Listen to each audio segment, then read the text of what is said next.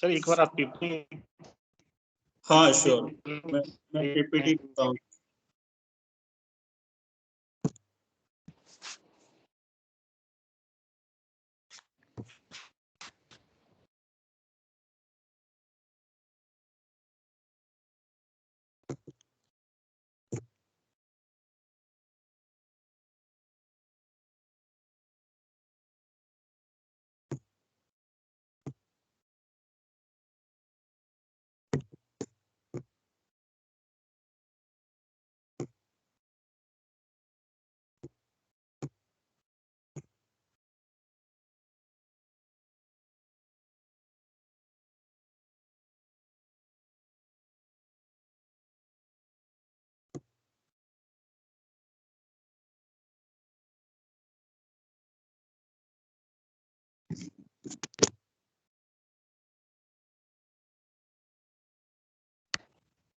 Okay sir.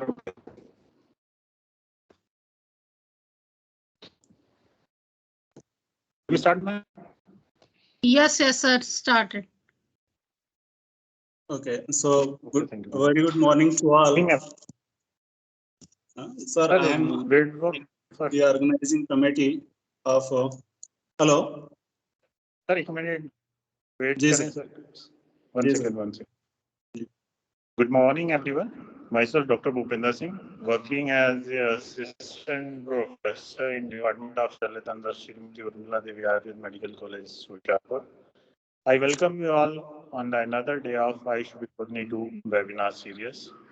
Firstly, I would like to thank our respected chairman, sir, Engineer Amarjit Singh Bharia, sir, for support for organizing such different departments.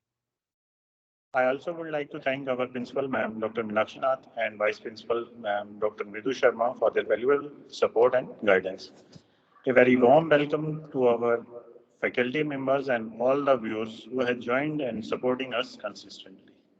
Now, I request our vice principal, ma'am, Dr. Mridu Sharma, to say a few words on today's webinar. Thank you, Dr. Bhupender. Good morning, everyone. Myself, Dr. Mridu Sharma, and I'm Vice Principal of Srimati Urmila Devi Ayurvedic College.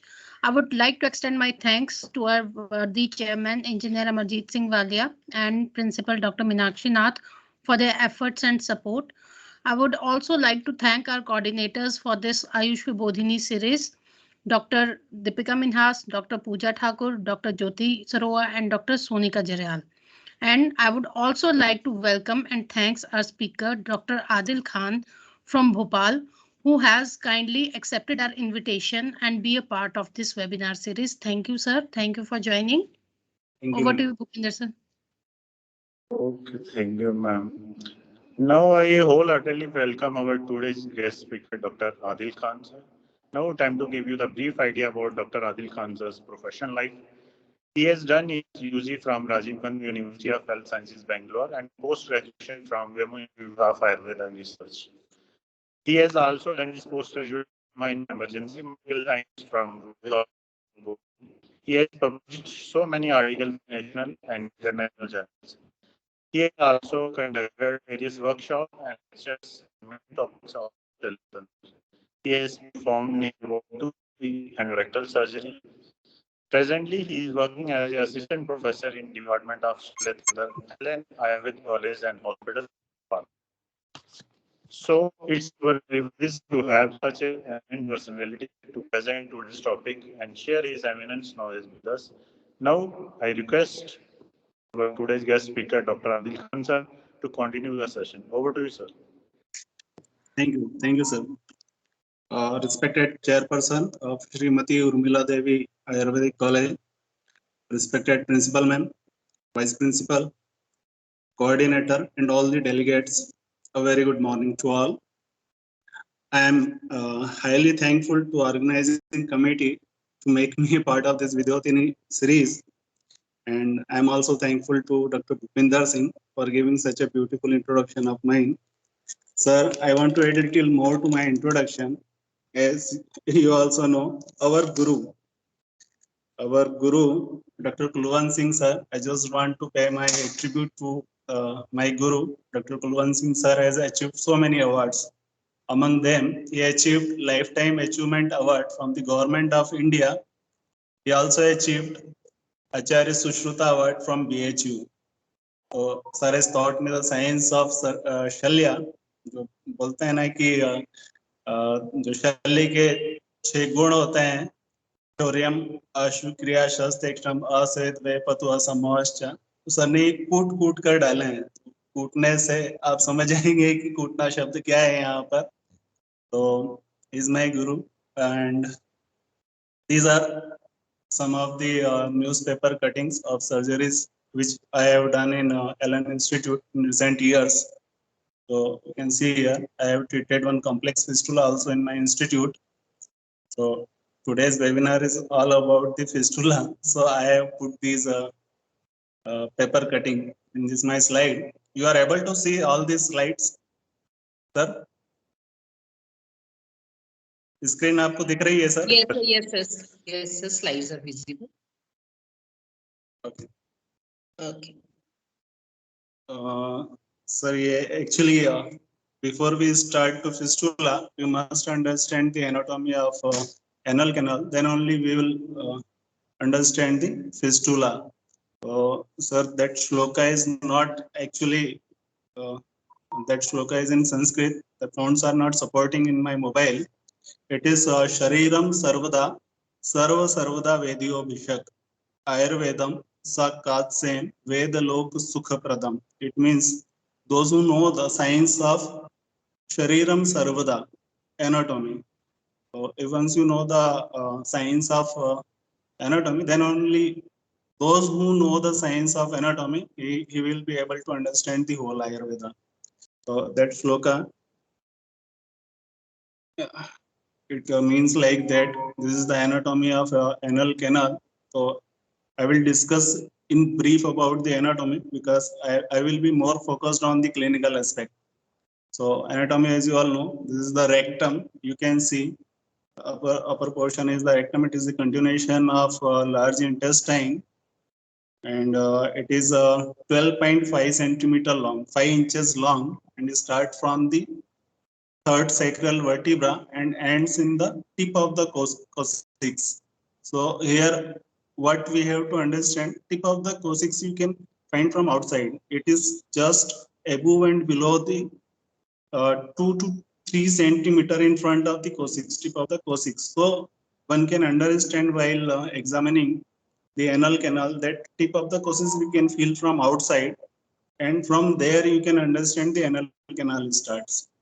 Okay, so rectum, it is 5 inches long or 12.5 centimeter the length of rectum, and it is divided of appendices, epiloques, seculations, and tinea coli.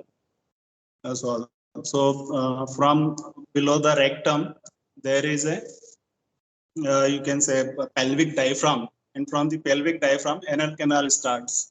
Okay, so anal canal, it is 3.8 centimeter approximately the length of the anal canal. So I will only discuss the clinical parts of this anatomy. So anal canal 3.8 centimeter long. It is divided into 3 parts. We can divide it into the 3 parts. So 15 mm one part, the most above portion is 15 mm long. It has the longitudinal fold, mucosal folds, which are called as the columns of Morgagni. Okay, these longitudinal folds, their terminal portion is the crescentic fold of mucosa. So that is known as the dentate line, dentate dentures. Okay, so tooth, we have seen the serrations in the tooth just like this dentate line or pectinate line also called as it. It's like a Cox comb. So in this crescentic, this dentate line, there is anal sinus just above the dentate line. There is anal sinuses where anal crypt, anal sinus also known as sinus of Morgagni. Here you can see in this image, if you will able to see the image, anal crypt here, marcation of anal crypt. There's these crypts are called as the crypt of Morgagni, and in these crypt pocket-like structures, the anal duct opens, anal glands opens through the anal duct in these crypts. So These are 8 to 10 in numbers approximately, and anal glands open into the crypt, and not all the crypt receive the anal duct.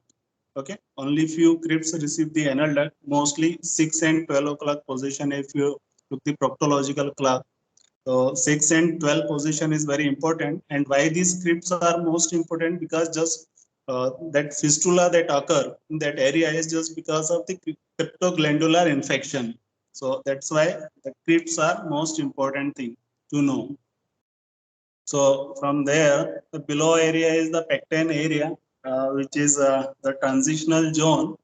The uppermost portion, 15 mm portion, that have the columnar epithelium, whereas the transitional zone, it has both squamous epithelium and columnar epithelium. That's why it is called as the transitional zone. It is also 15 mm long, and from there is one demarcation between the internal sphincter and external sphincter, that is called as white line of Hilton. So below the white line of Hilton, there is 8 mm portion, which is called as the anal verge area. Okay, so that is the anatomy of anal canal. Surround the anal canal, there is a sphincter, internal sphincter. It is the continuation of circular muscle of the rectum. So it is involuntary in nature, and while performing the surgery, one must take precaution to preserve that sphincter. One should not injure that sphincter. Why? Because if you injure that sphincter, it may create the incontinence in patient. So while doing this surgery, are you able to see my video? No, sir, your video is not visible, sir. How it will look?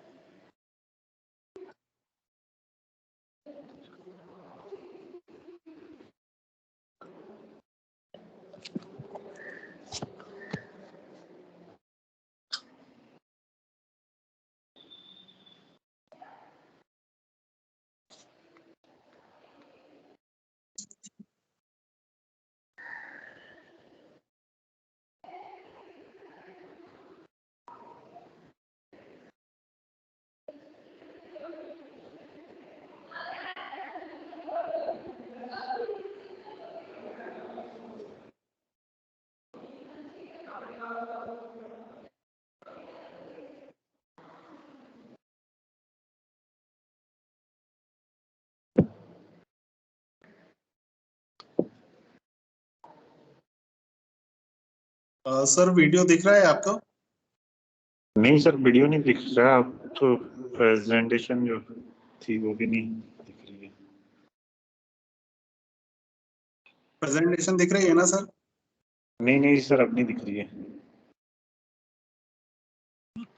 पहले दिख रही थी presentation. Sir wait a minute, actually हमारे जितनी भी presentation होती है वो मीटिंग से होती है। प्रेजेंटेशन चलने दीजिए, वीडियो हाँ भी नहीं जाएगी।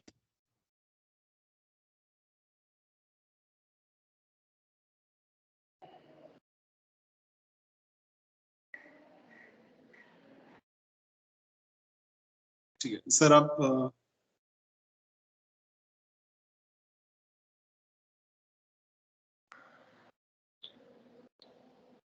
वीडियो दिख रहा है सर? नहीं सर। विजिबल है सर, अभी ये सर वीडियो विजुअल है। स्लाइड्स नहीं विजिबल।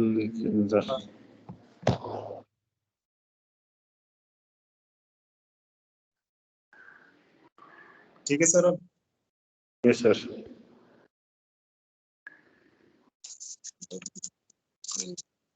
मेरा वीडियो फिर बंद हो गया क्या? नहीं सर, चलो let it be sir.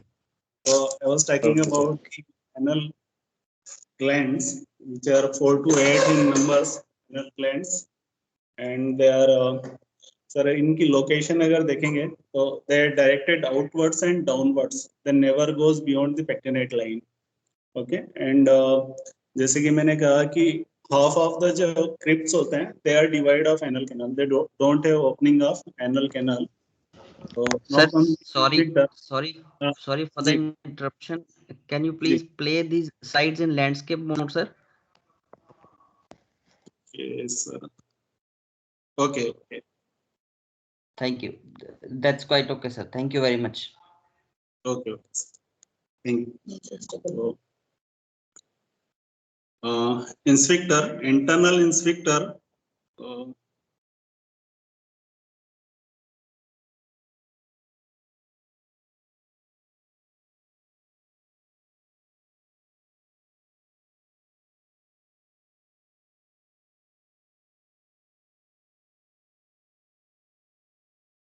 Screen. There is some issue in landscape mode, I think. Sir, internal inspector, it is the downward continuation of circular smooth muscle of rectum, and the importance is its thickness. It is 2 mm thick, and the length is 35 mm long. Okay, so thickness, one must have to understand the thickness while doing the surgery, because if you make a slice of the internal inspector more than 1 centimeter or even more, so it may also cause the damage to the internal inspector. Okay, so thickness is most important, and in between the internal and external inspector there is a conjoint longitudinal muscle. That muscle also come in between the most of the time that anocryptal जो glands होती हैं, anal glands, the glands, the situation of the glands is in between the inspector. So conjoint longitudinal muscle, it is also the continuation of longitudinal muscle of the rectum. It goes downwards.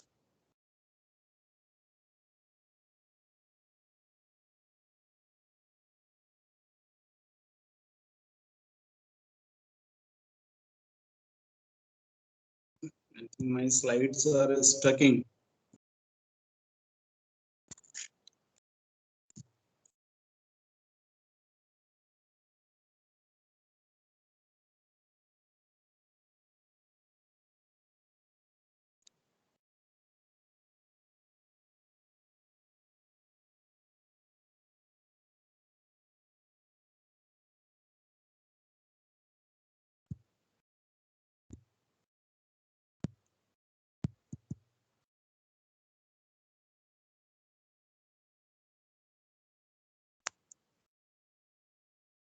Hello.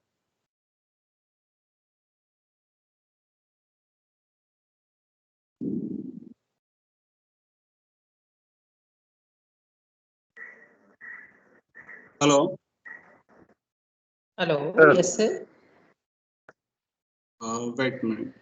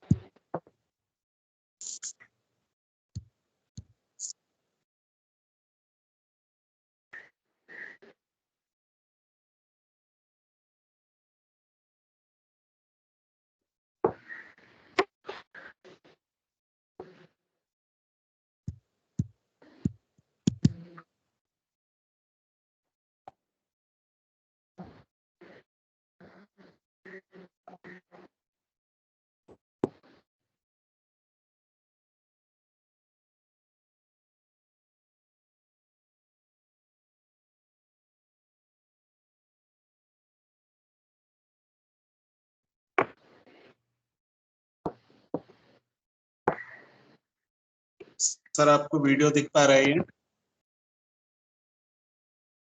तालिया जी से दिख रहा है। इस तरीके से आपको show कर देता हूँ, क्योंकि इसमें लाइट जो है थोड़ा सा स्टक हो गई है।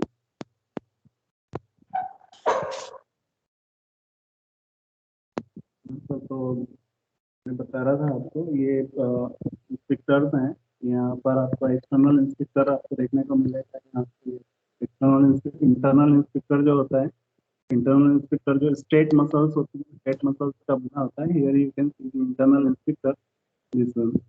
तो स्ट्रेट मसल्स होती हैं इंटरनल इंस्पेक्टर, एक्सटर्नल इंस्पेक्टर जो होता है मिलिगन मॉर्गन ने इसको 3 पार्ट बताए हैं, subcutaneous, superficial and deep external sphincter. In between these 2 sphincters there is inter sphincteric groove और स्पेस.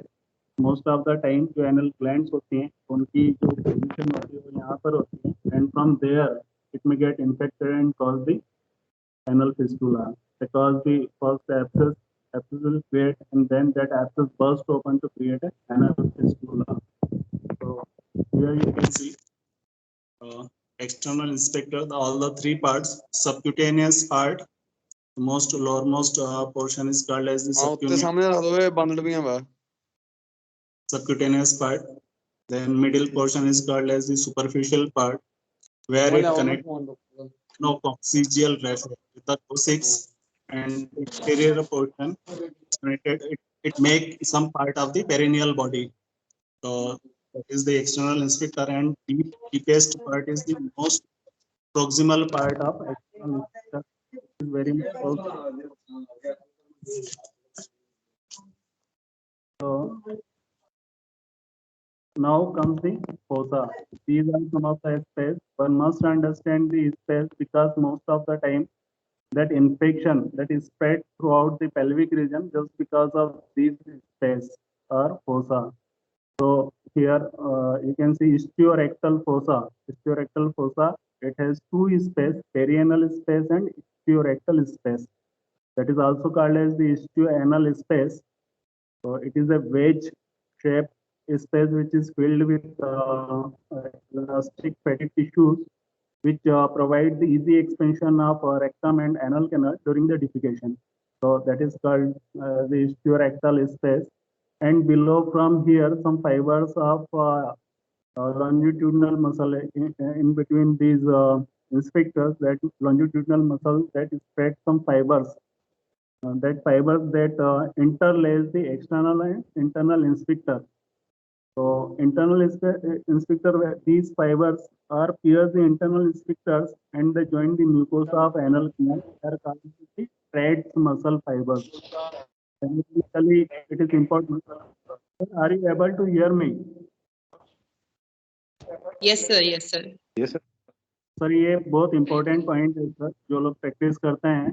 जो हेमरॉइड्स जो कॉज होते हैं उसमें 2 थ्योरी दी जाती है. एक तो वेरिकोसिटी ऑफ वेन्स की थ्योरी दी जाती है, दूसरा loosening of the mucosal layer जो होती है एनल कैनल, वो थ्योरी दी जाती है. वो ट्रेड्स मसल्स की वजह से होती है.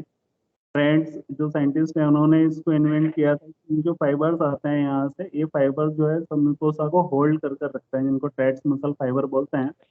तो इनकी जो डिफॉर्मिटी होती है वो भी हेमरॉइड कॉज करती है. तो जो स्टेपलर जो प्रोसीजर होती है हेमरॉइड्स में, जिसमें ये म्यूकोसा जो लेगिंग म्यूकोसा होता है उसको स्टेपल कटिंग की जाती है, तो वो इसी सिद्धांत पर है. और इसके बाद में जो एक्सटर्नल इंस्पेक्टर को ये मसल फाइबर जो इंटरलेस करते हैं, ये एक सेप्टम बनाते हैं. तो इसकी अपर पोर्शन जो होता है वो istiorectal स्पेस कहलाता है. Lower most portion is called as the perianal space. तो पेरिएनल स्पेस में यहाँ पर पेरिएनल स्पेस में जो एक्सटर्नल हेमरॉइडल प्लेक्सस होता है वो होता है. तो यहाँ से एक्सटर्नल हेमरॉइड जो है वो कॉज होती है. तो ऊपर istiorectal जो स्पेस होता है यहाँ पर फैट एडिपोज टिश्यूज होते हैं, some pudendal nerves और वेसल्स होती हैं.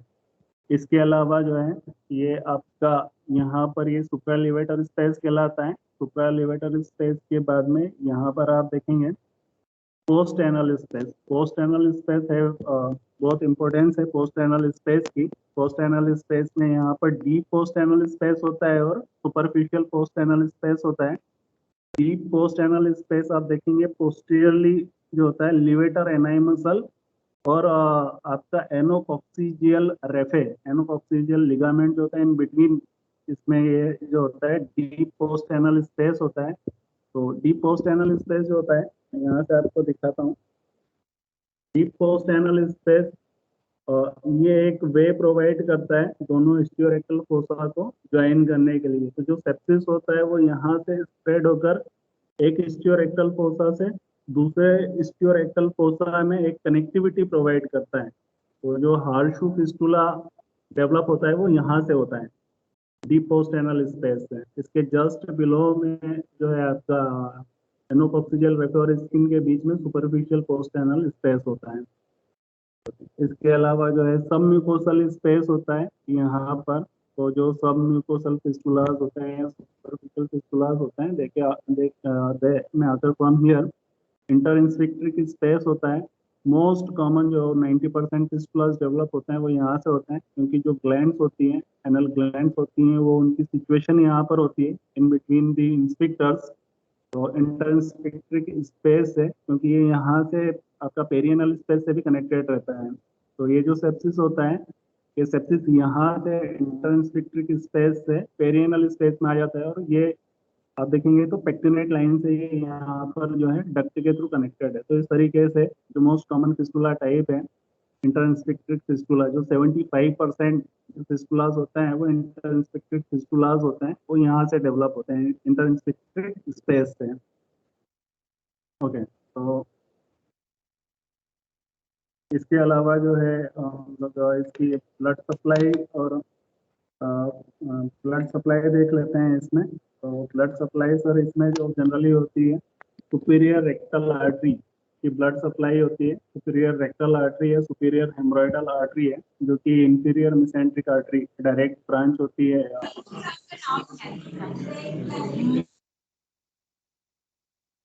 इसके बाद में वेनस सेम जो होता है, वेनस भी सेम वेनस सप्लाई वो फॉलो होती है यहाँ पर। और इसमें सुपीरियर रेक्टल वेन जो होती है वो इंफीरियर मेसेंट्रिक वेन में ड्रेन होती है, और ये पोर्टल सिस्टम में जाता है वेनस सिस्टम का। जबकि मिडिल और इंफीरियर रेक्टल वेन जो होती है ये इंटरनल इलियक वेन इसमें ड्रेन होता है। इसका लिम्फेटिक ड्रेनेज की बात करें तो इसको मैंने बहुत सिंपली दो पार्ट में डिवाइड किया हुआ है। एबव द डेंटेड जो होता है वो इंफीरियर मेसेंट्रिक और इंफीरियर इलियक लिम्फ नोड जो होता है इसमें ड्रेन होता है। और बिलो द डेंटेड अगर हम बात करते हैं तो सुपरफिशियल इंग्वाइनल लिम्फ नोड जो होता है इसमें ड्रेन होता है।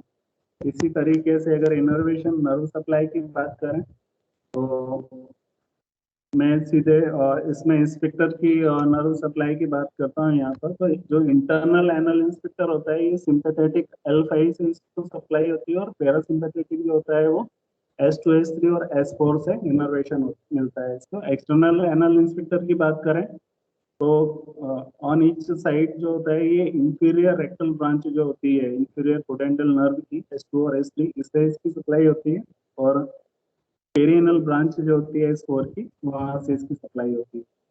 तो now comes the fistula proper. Our topic is review of fistula and advancement in its management. So those who are pathologists, they understand that fistula cannot be complete within 1 hour. Fistula, according to Ayurveda, it comes under the heading of Mahagada. Okay, so it is a very broad topic. Still, I am trying to complete it within 1 hour.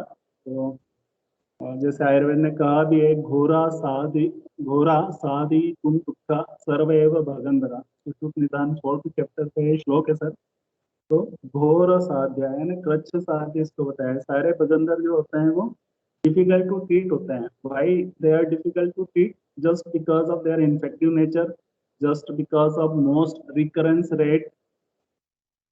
तो इसकी वजह से जो है, और their branching in nature. जो fistula track होता है sometimes it has some branch which may develop even after the surgical excision. तो इस वजह से फिस्टुला जो होता है वेरी डिफिकल्ट टू ट्रीट होता है। इसलिए आयुर्वेद ने इसको आचार्य सुश्रुत में घोरा साधेयम दुःखा सर्वैव भगंधरा कहा है।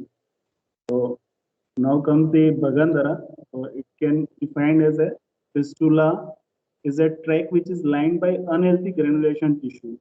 That granulation tissue is unhealthy and which joins the anal canal or rectum to the skin.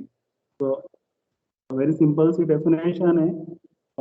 ये जो ट्रैक होती है फिस्टुला, जो ट्रैक होती है ये अनहेल्थी ग्रेनुलेशन टिश्यू की इनर लाइनिंग होती है, तो इसको हील होने से प्रिवेंट करती है। ओके, और it connect the anal canal और rectum to the skin, skin से इसको कनेक्ट करती है। तो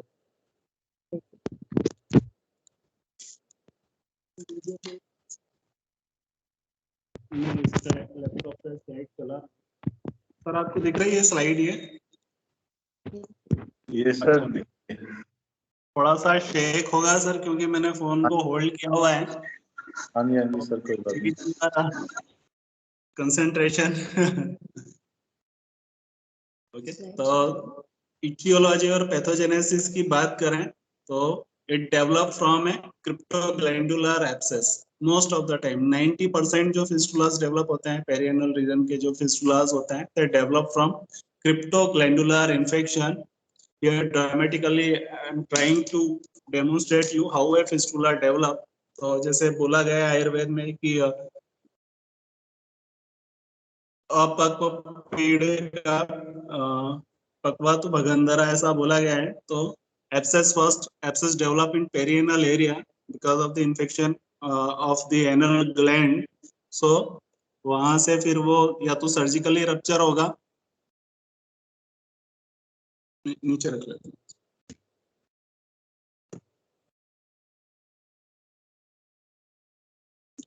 पकड़, okay.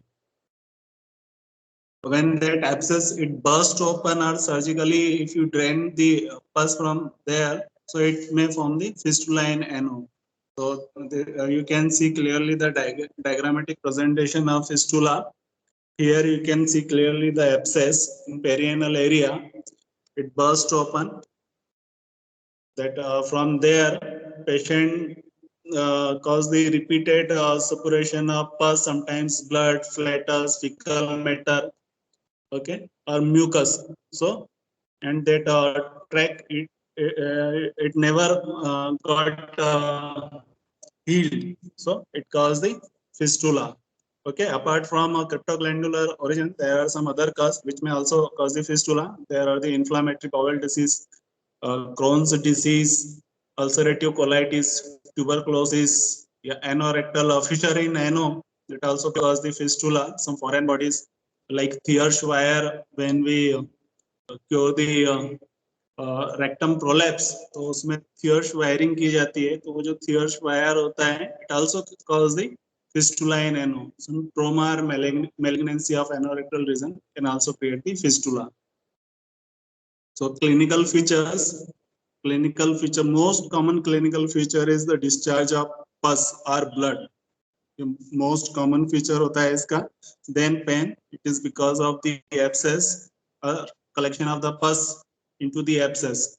So that may that cause the pain. Itching in perianal area, just because of the oozing of blood, mucus in that area, that cause unhygienic condition in perianal region, cause the itching or pruritus ani.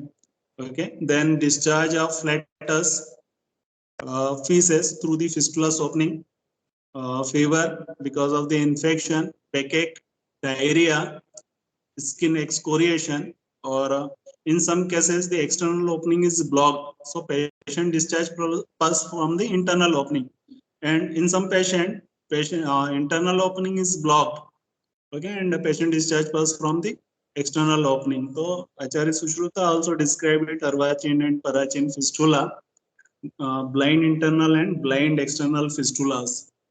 Okay, and sometimes you may see so many opening outside, which is also called a Shaponaka in Ayurveda. So that is also the condition. Now comes the classification of fistula. So most ancient classification according to modern science is Milligan-Morgan classification. He described 1930 classification of fistula in 1934. So low fistula, where the opening in, where the fistula open into the anal canal at the level of pectinate line. So it is further divided into submucous, subcutaneous, transinspectric fistula. So these fistulas considered as the low fistula. I have described the PAR classification in detail.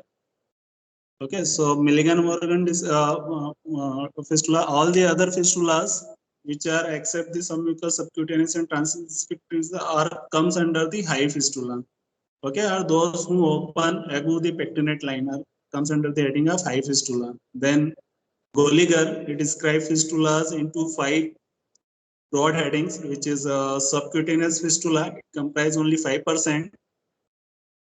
Then submucous, which is high intermuscular, it also comprises 5%. Low anal fistulas, most common fistulas, they are 75% in all. Inguinal fistula, they are comprised of 8%, and anorectal fistula, they are ischiorectal or infralevator, pelvirectal or supralevator fistula that comprise 7%.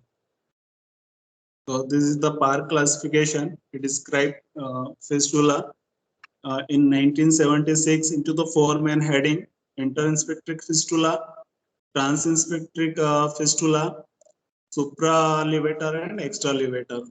Okay, so actually due to less time, I will not go in detail about the classification. Simply interinspectric fistula, that fistula open in between the internal and external inspector. Okay, this comes under the simple fistulas. Then transinspectric fistula, where fistula tract crosses both the inspectors and open into the perineum.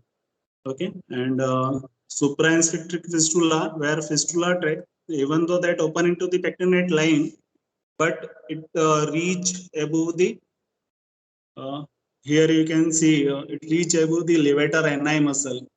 Okay, so it reach above the levator ani muscle and it make a curve and open into the pectinate line, and one opening here you can see into the perineum.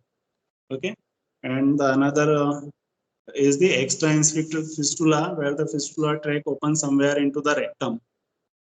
Okay, so these are the 4. But in our practice, we classified fistula into the simple fistula and complex fistula. Simple fistulas are those in general where the involvement of sphincter is less than 30%. Okay, so where the involvement of fistula tract is less than 30, sphincter is less than 30%, they are called as simple fistula. And where the involvement of sphincter is more than 30% in general, they are called as the complex fistula. So मैं practice में generally यही classification को देखता हूँ कि involvement जो होता है sphincter का वो कितना है, क्योंकि जितना ज्यादा involvement होगा sphincter का उतने ही ज्यादा complex to treat होंगे. तो यहाँ पर मैंने कुछ fistulas mention भी किए हैं जो हम complex दिखता है. Anterior fistula in woman.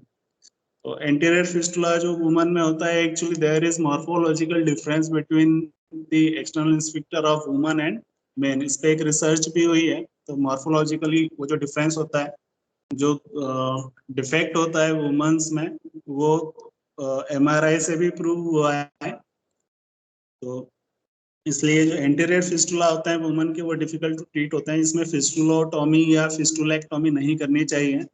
और प्रेजेंस ऑफ मल्टीपल ट्रैक, अगर मल्टीपल ट्रैक है तो वो भी कॉम्प्लेक्स फिस्टुला होता है. Recurrent fistula, pre existing incontinency, local irradiation या क्रोन्स डिसीज है, तो दीज फिस्टुला जो होते हैं ये कॉम्प्लेक्स फिस्टुला की कैटेगरी में आते हैं. Now comes the James university hospital MRI classification of perianal fistula. तो यहाँ पर मैंने इसको डेमोस्ट्रेट भी किया है इमेज के थ्रू.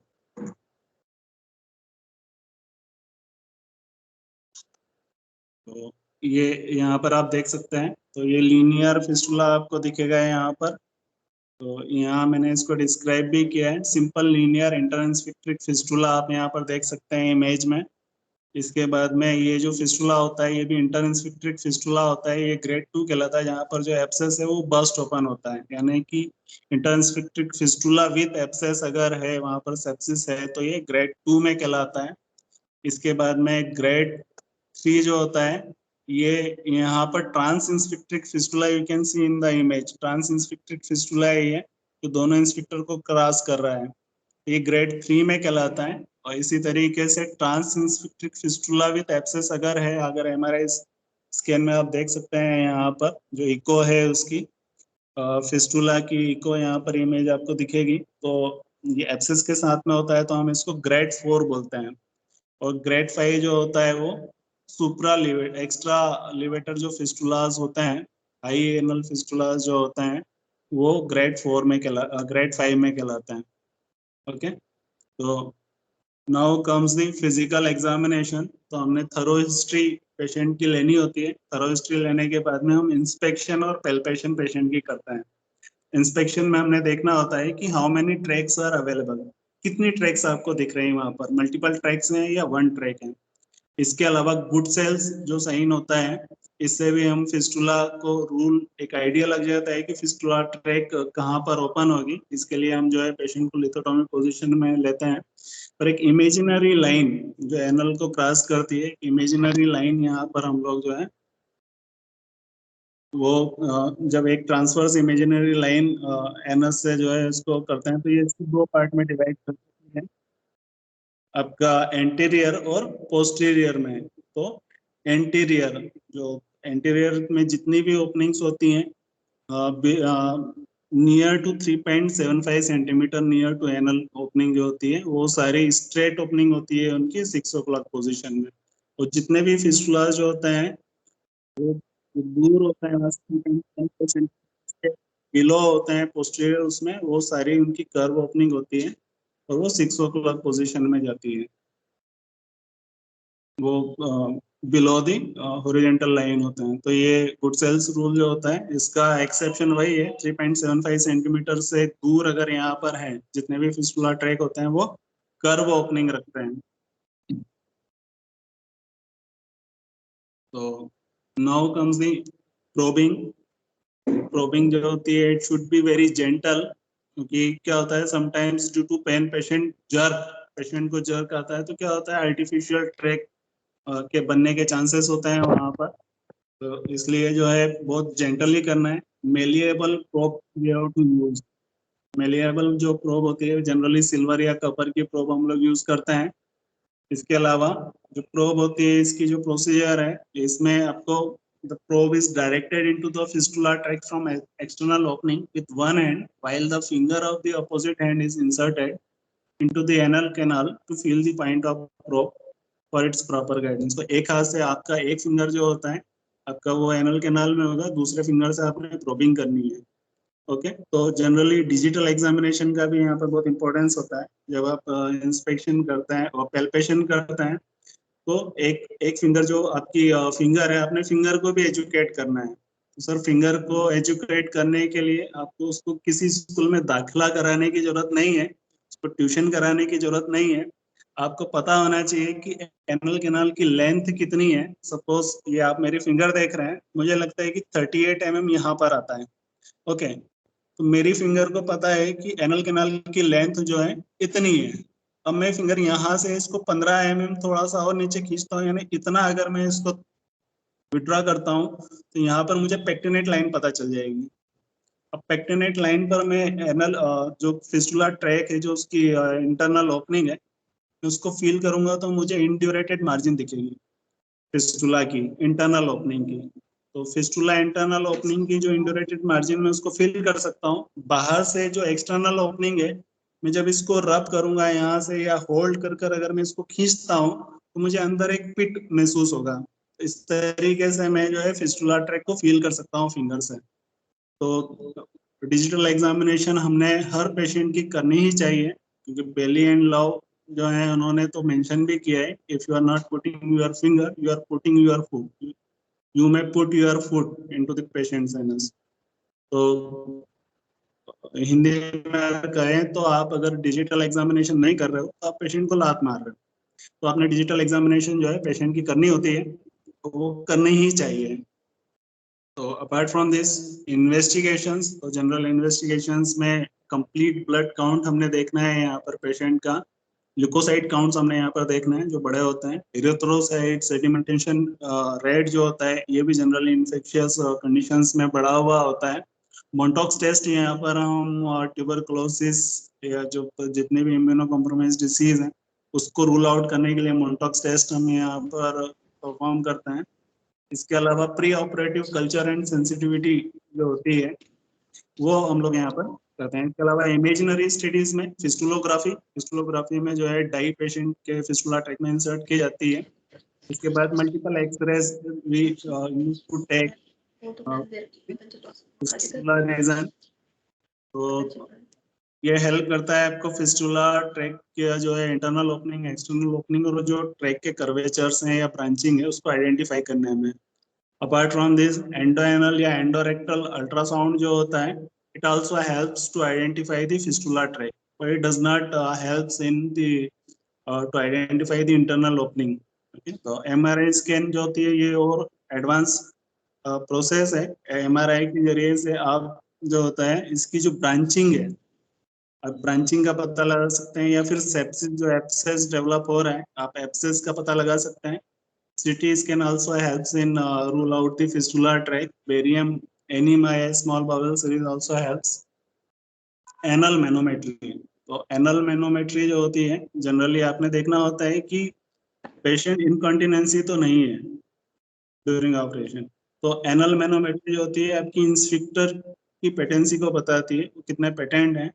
तो anal manometry apart from this जो डायग्नोस्टिक अंडर एनेस्थीसिया जो है डायग्नोस्टिक प्रोसीजर्स हम लोग करते हैं, तो इसमें एग्जामिनेशन पेरिनियम का, डिजिटल रेक्टल एग्जामिनेशन, एनोस्कोपी, ये सारी चीजें हम कर सकते हैं। Proctosigmoidoscopy also helps to rule out the internal opening. High anal fistulas में जनरली हम प्रोक्टोसिग्मोइडोस्कोपी या कोलोनोस्कोपी करते हैं। डिफरेंशियल डायग्नोसिस जो होता है, इसमें मैंने कुछ एग्जांपल दिए हैं। जो एक्सटर्नल ओपनिंग होती हैं, एडिनोइटिस सपुरेटिवा, इन्फेक्टेड इंक्लूजन सिस्ट, पाइलोनेडल डिसीज या बर्थोलिन ग्लैंड एब्सेस, ये जब बस्ट ओपन होता है तो it mimic the image of external opening of the fistula. So apart from this ये डिफरेंशियल डायग्नोसिस जो है इसमें फॉरेन बॉडी या ऑब्स्टेट्रिक कुछ problem, haemorrhoidectomy, radical therapy, inflammatory bowel disease, Crohn disease, cancer, सब हम देख चुके हैं। सीधे क्लिनिकल पार्ट में आऊंगा। एक आयुर्वेदिक पोर्शन थोड़ा सा देख लेते हैं। तो भगम परिसमन्तां च गुदम्बस्ति तथैव च भगवत धार्येत तस्मात् तस्मात् गेय भगंधरा, ये मधुकोश की व्याख्या है। भगा शब्द जो होता है, भगा का मीनिंग होता है एनस के समीप का जो एरिया होता है, फीमेल में वेजाइना बोलते हैं। तो ये भगा पर परिसमन्तात गुदा बस्ती तथैव च भगवत धार्येत तस्मात्, तो भगंधरा जो होता है एक्चुअली दो वर्ड हैं, भग और धारण, है ना। तो भग प्रदेश होता है यहाँ पर, भग प्रदेश में हम भग, गुदा और बस्ती प्रदेश जो है तीनों को लेते हैं, और इनके धारण से भगंदर की उत्पत्ति होती है। तो अपक्व पीड़िका, पक्वास तो भगंधरा, तो जब तक ये अपक्व अवस्था में रहती है तब तक हम इसको पीड़िका बोलते हैं। जब ये पक जाती है, फूट जाती है, इसका धारण हो जाता है, तो हम इसको भगंदर बोलते हैं। इसको माधव निदान ने बहुत अच्छे तरीके से जो है डिफाइन किया है। गुदस्य द्वय अंगुले क्षेत्रे पार्श्वतः पीड़का अर्थी कृता भिन्ना भगंधरा गेया साता पंचगतोमता, यानी with in the vicinity of 2 centimetre जितने भी पीड़िकास होती हैं, वो पीड़िकास जब वो धारण होता है, उनमें इन्फ्लामेटरी जो कंडीशन बनती है, वहां पर एब्सेस फॉर्म होता है। When they burst open it cause the fistula which are 5 in types according to doshas, है ना, वात पित्त कफ सन्निपातज एंड अगंतुज। तो यहाँ पर निदान, मैंने इसको निदान जो है, आहार जा कषाय रस सेवना, वात प्रकोप जा आहार आपत्ति सेवना, विहार जा में देखें तो अति व्यवाय प्रवाहन स्ट्रेनिंग, ताकत लगाना, अश्व प्रस्थ यान, घोड़े पर या सवारी किसी भी यान पर आप सवारी करते हैं, यहाँ पर जर्की एरिया से अगर आप, तो उसकी वजह से उत्कटकासन, कठिन आसन। तो अगंतुजा देखें तो शल्य की वजह से, जैसे मैंने थियरशवायर का एग्जांपल दिया था, ये अस्थि शल्य, खाने में अगर कुछ ऐसी चीजें, हार्ड चीजें आ रही हैं और वो अगर एनल कैनाल में या कहीं पर इंजरी करती हैं, तो उसकी वजह से, कृमि की वजह से, है ना। इसके अलावा जो अर्श के जिन निदानों से अर्श की उत्पत्ति होती है, उन्हीं निदानों से भगंधर की भी उत्पत्ति होती है। संप्राप्ति अगर देखी जाए तो संचयावस्था में वातावरणीय दोषों का विशेषण होता है। प्रकोपावस्था में जो है ये अपान वायु को भी शेड कर देता है, क्योंकि अपान का मेट्रो उरु गोचरा, अपान का जो है वो मेट्रो और उरु गोचर विचरण करती है। प्रसरा में ये अपाना वायु जो होती है, ये मांस और रक्त धातु को भी दूषित कर देती है। स्थान संश्रया में जो है कटी कपाल, पूर्व रूप यहाँ पर देखने को मिलता है। इसमें कटी कपाल पेल्विक रीजन में जो है वो निस्तोद पेन होता है, कंडू, दाह और गुदा शोफा, इन्फ्लामेशन, बर्निंग सेंसेशन और इचिंग यहाँ पर देखने को मिलती है। व्यक्ति में जो सिम्टम्स होते हैं भगंदर के, इंडिविजुअल सिम्टम्स देखने को मिलता है। और भेद में यहाँ पर व्यक्ता में जो है आपको पीड़िका देखने को मिलेगी, इन्फ्लामेटरी पीड़िका पेरियनल रीजन में, और भेद में वो बस्ट ओपन करके फिस्टुला बनाती है। तो ये संप्राप्ति इसकी वो शार्ट में मैंने बताई है। पूर्व रूप अगर देखें तो जैसे मैंने कहा इसमें कटी कपाल में वेदना, कंडूदा, शोफ, ये सारी चीजें होती हैं। रूप जो होता है बहुत स्पेसिफिक है बगंदर के। मोस्ट स्पेसिफिक अगर रूप देखें तो वही जो बगंदर व्रण होता है वहां से डिस्चार्ज होता है पस और ब्लड का। तो अपार्ट फ्रॉम दिस हम इंडिविजुअल इसके जो है बगंदर के हम रूप देखेंगे। मैं नेक्स्ट स्लाइड में आपको बताऊंगा, कोशिश करूंगा आपको पिक्चर के साथ में बताऊं। तो भेद अगर देखें तो एक जो क्लासिफिकेशन बताया है सुश्रुत और वाग्भट ने, वो है अवाचीन और पराचीन। अवाचीन जो होता है अंतर्मुखी होता है, ब्लाइंड इंटरनल, और पराचीन जो होते हैं ब्लाइंड एक्सटर्नल होते हैं। इसके अलावा जो है सुश्रुता ने 5 टाइप्स बताए हैं अकॉर्डिंग टू दोषा। शतपौन का वातजा है, उष्ट्र ग्रीवा पित्तज है, परिस्रावी कफज है, शंभु का आवर्ता त्रिदोष जाए, उन्मार्गी जो है ये होता है जनरली आगंतुजा। तो वाग्भट ने इसमें 3 टाइप्स और ऐड किए हैं जिनको हम परिक्षेपी, ऋजु और अश्वगंधरा बोलते हैं। मैं इनको आपको कोशिश करूंगा आगे बताने की। तो भेद शतपौन का, तो ये इमेज से आप देख सकते हैं शतपौनका में मल्टीपल ओपनिंग्स होते हैं। जो वाटर कैन होती है उसके लिए मैंने यहाँ पर वाटर कैन की इमेज भी रखी हुई है और ग्राफिकल मैंने आपको समझाने की कोशिश की है। तो ये मल्टीपल ओपनिंग्स आपको देखते हैं, जबकि इनकी जो इंटरनल ट्रैक है वो एक ही है। तो ये कॉम्प्लेक्स फिस्टुलास होता है। इसमें ये पेशेंट की इमेज भी मैंने यहाँ पर रखी है। पेशेंट को यहाँ पर कंटिन्यूअस कोपियस वोमिट डिस्चार्ज होता है ना, और it look like a water can sieve like image. तो ये शतपौन का होता है। पुष्ट ग्रीवा, तो ये जो कर्वेचर होता है ऊंट का, तो कितना ब्यूटीफुली आचार्य सुश्रुत ने इसको बताया है। तो ये इस तरीके से कैमल्स नेक जैसा कर्वेचर आपको यहाँ पर देखने को मिलता है। जनरली पित्तजा होता है। तो ये पेशेंट में मैंने डेमोन्स्ट्रेट किया है इसको। पेशेंट को एंटीरियरली जो है आप देख सकते हैं यहाँ पर 2 o'clock पे 1 o'clock पे यहाँ पर ओपनिंग है, एक्सटर्नल ओपनिंग, जो कि ये कर्व इनसाइड 6 o'clock पर ये ओपन हो रही है। तो ये जो कर्व ट्रैक बन रही है ये जस्ट लाइक उष्टग्रीवा। इसमें जो डिस्चार्ज होता है वो वार्म और फाउल स्मेलिंग होता है। इसके अलावा परिसरावी जो फिस्टुला होता है ये कफजा होता है। यहाँ पर पेशेंट को जब जब आप बैठाते हैं वो बैठता है, आप हाथ लगाओगे पेशेंट को वहां से कुछ ना कुछ स्राव होगा, है ना। तो ये लेस पेनफुल होता है और इससे कंटिन्यूअस स्लीमी डिस्चार्ज होता रहता है ना। वाइट डिस्चार्ज वहां से जो है पस का दिखता रहता है। तो हम इसको परिसरावी बोलते हैं। अपार्ट फ्रॉम दिस शंभू का आवर्ता, शंभू का आवर्ता बहुत रेयर ये कंडीशन मिलती है जहां पर पूरा जो फिस्टुला ट्रैक होती है ये पूरी सराउंडिंग को कर्व करके पूरा कवर कर लेती है और शंख के आकृति स्नेल कोंच लाइक इमेज बनाती है। ये पेशेंट की इमेज है। ये जनरली बीएचयू में इस तरह का एक पेशेंट आया था, तो ये मैंने वहीं उन्हीं के वहां से ली है ये इमेज। तो बहुत रेयरली ये देखने को मिलता है जहाँ पर पूरा जो ट्रैक होता है कर्वेचर बहुत डिफिकल्ट होता है, प्रोबिंग इसमें कर ही नहीं सकता है। तो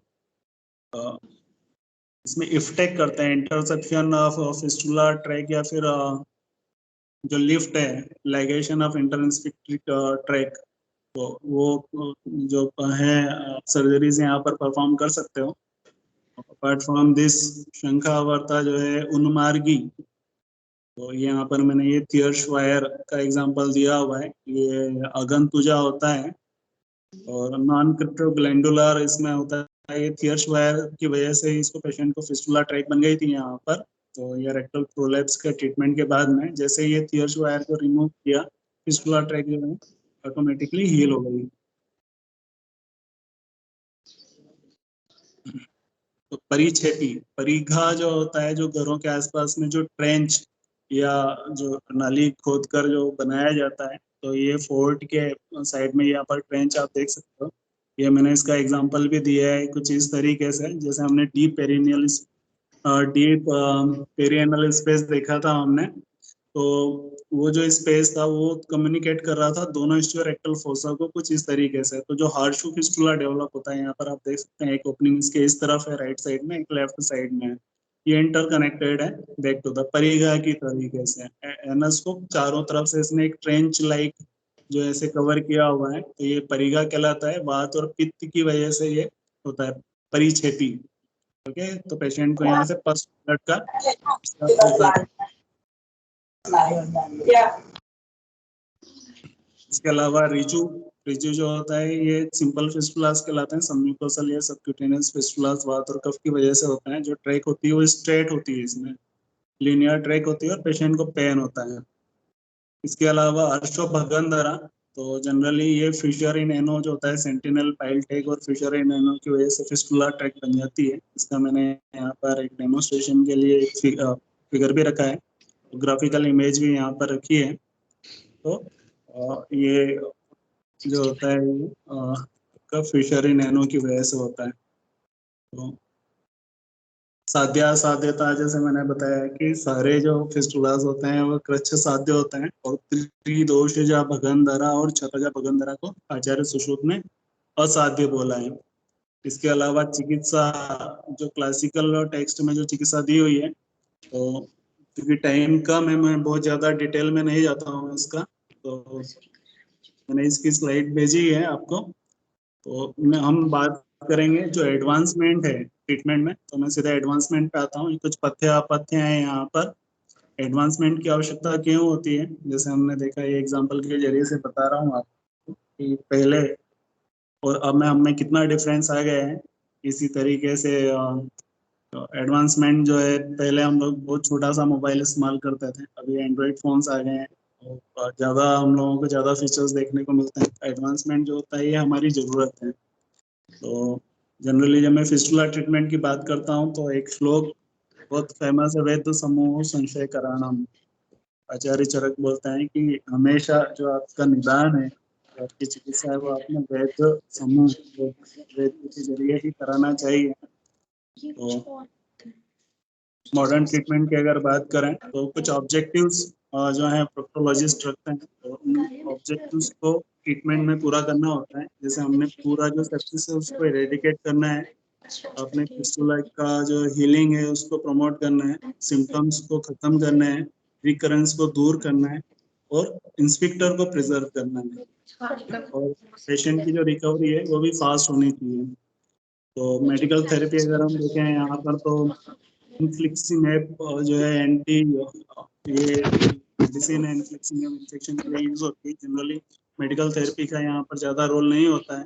तो हम पहले बेसिक ट्रीटमेंट देख लेते हैं, फिर एडवांस ट्रीटमेंट बताता हूँ। फिस्टुलोटॉमी जो होता है, फिस्टुलोटॉमी में क्या होता है कि जो फिस्टुला ट्रैक होती है, फिस्टुला ट्रैक में प्रोबिंग के बाद में यहाँ पर इमेज है, फिस्टुला ट्रैक में आपने जो है प्रोब डाली है। प्रोब डालने के बाद में अपर पोर्शन जो होता है आपका, इसको जो है आपने अपर ट्रैक को जो है आपने इंसिजन देने के बाद में जो सराउंडिंग स्किन होती है इसको ट्रिम कर देते हैं।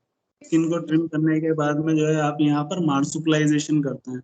जो बेस होता है फिस्टुला ट्रैक का, अपर पोर्शन आपने एक्सरसाइज कर देना है। जो बेस होता है फिस्टुला ट्रैक का, बेस को जो है आप यहाँ पर स्किन से, सराउंडिंग स्किन होती है ट्रैक की, यहाँ पर आप देख सकते हैं ये सराउंडिंग स्किन जो होती है इसको ट्रिम करके जो बेस होता है फिस्टुला ट्रैक का, इसको लाइगेट करते हैं, इसको मार्सुपलाइजेशन बोलते हैं।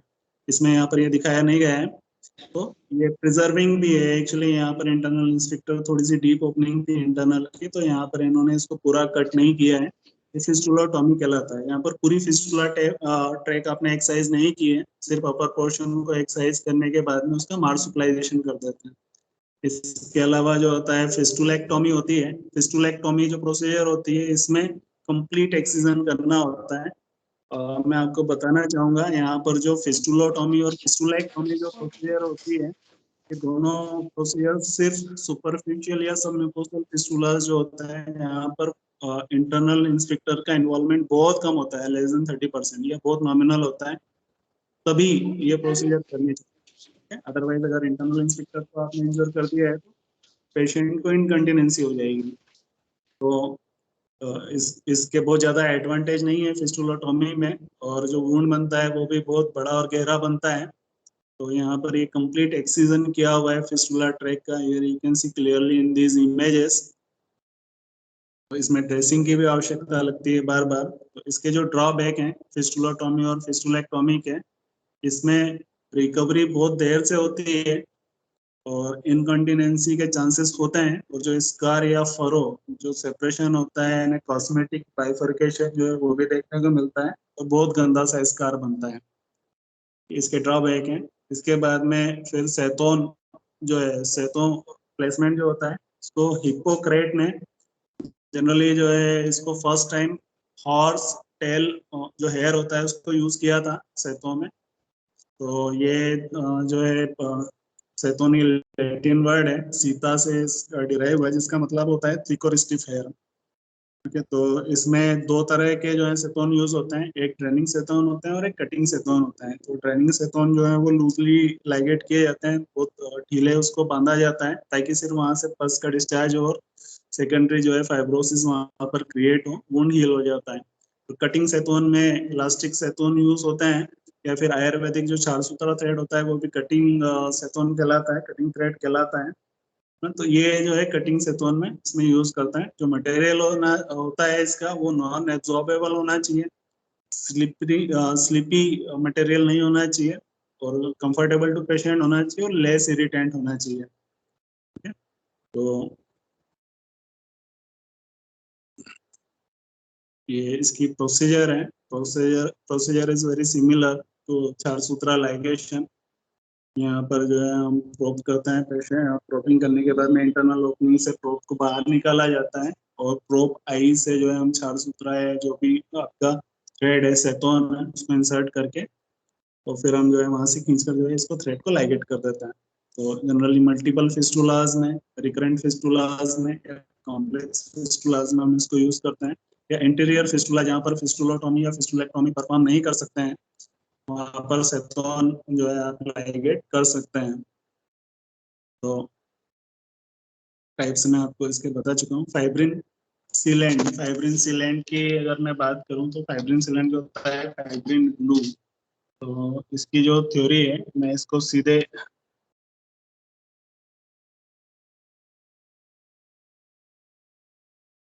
यहाँ पर आ जाता हूँ। इसमें क्या होता है, ये जो सिरिंज है आपकी, ये सिरिंज इसमें यूज होती है। ये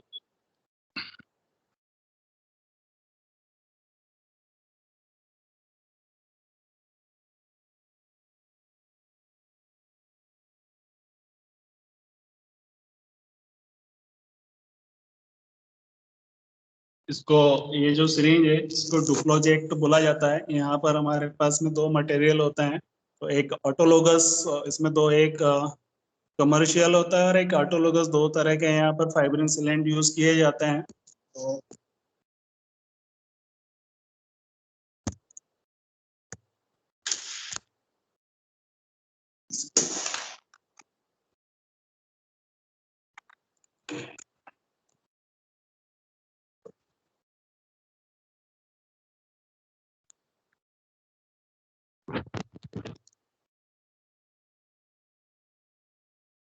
ठीक है, तो सर यहाँ पर जो है दो तरह के हम कंटेंट यूज करते हैं। तो होता है क्या है, जो फाइब्रिनोजन होता है ये फाइब्रोजन फैक्टर 13 और बोबिन एप्रोटिनिन, इसमें एक ऑटोलोगस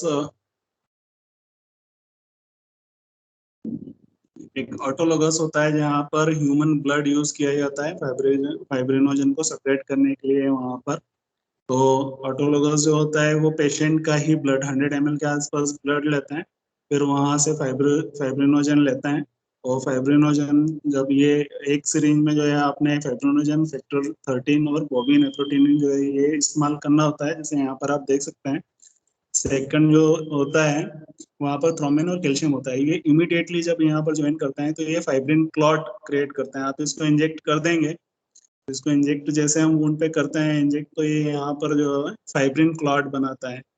ये जो फाइब्रिन क्लॉट बनता है, ये फाइब्रिन क्लॉट वहाँ पर जो है हीलिंग की प्रोसेस को इनहेंस करता है। वहाँ पर जो है प्रोलिफरेशन होता है ग्रेनुलेशन टिश्यूज का, कोलेजन फाइबर्स का, फाइब्रोब्लास्ट का, और वहां से जो है रीइपिथेलियलाइजेशन की प्रोसेस बनती है, और फिर रीवेस्कुलराइजेशन होता है, और जो वुंड होता है वो हील हो जाता है।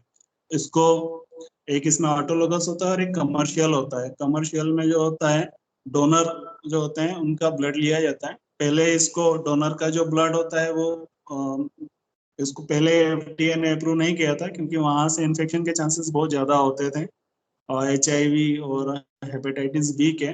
लेकिन बाद में क्लास मैचिंग और जब ये एडवांसमेंट आया उसके बाद में फिर इसको अप्रूव किया गया। तो जनरली जो होता है फाइब्रिन ग्लू कमर्शियल वाला यूज किया जाता है। इसमें जो चीजें यूज होती हैं वो आप यहाँ पर देख सकते हैं। तो here you can see the wound. सबसे पहले जो है आपको वुंड को क्यूरेट करना है। वुंड को क्यूरेट करने के बाद में आपने उसको ब्रश से जो उसका डेब्रिस है उसको रिमूव करना है। सारा ब्रश से डेब्रिस रिमूव करने के बाद में आपने जो मटेरियल होता है उसको यहाँ पर इजेक्ट कर देना है। इजेक्ट करने के बाद में जो है ये यहाँ पर एक की प्रोसेस स्टार्ट हो जाती है विथिन 12 आवर्स। इसके बाद में आता है नेक्स्ट फिस्टुला प्लग। तो ये भी एडवांस थेरेपी है। तो फिस्टुला प्लग जो होता है ये जनरली यहाँ पर यूनोग्राफ्ट पे आ जाता हूँ। ये 2006 में इसको लाइकी लाइज पोर्सिन होता है और है ना, पिग जो होता है उसकी स्मॉल बॉवेल और कम्युनिकोटल मैट्रिक्स जो होता है उसको बहुत ज़्यादा लायोटोलाइज बहुत ज़्यादा ठंडा किया जाता है, फ्रीज किया जाता है। फ्रीज उसमें फिर ये जो है कॉनिकल शेप की एक वर्ती बनाई जाती है, हम उसको इंट्रोड्यूस करते हैं। इसमें 90% कोलेजन होता है ना। तो ये जो होता है ये 3 महीने में ये पूरा डिग्रेड होकर वहाँ पर हीलिंग प्रोसेस को इनहेंस करता है। तो जीनोग्राफ्ट के नाम से ये आपको मिलता है।